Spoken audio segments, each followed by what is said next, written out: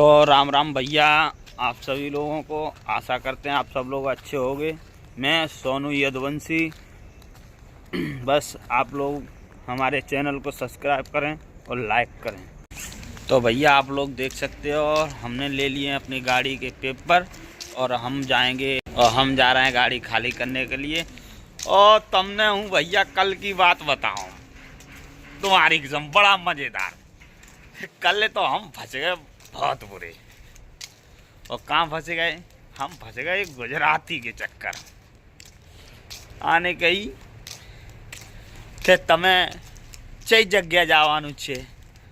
मैंने कही बहन चो ये क्या होता है? तो हमने अपने बाजू वाले से पूछा जो हमारे साथ बैठा था।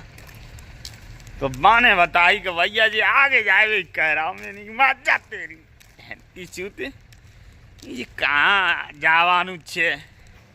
मैंने कही तो તમે આવવાનું हो छे तो आई जाओ।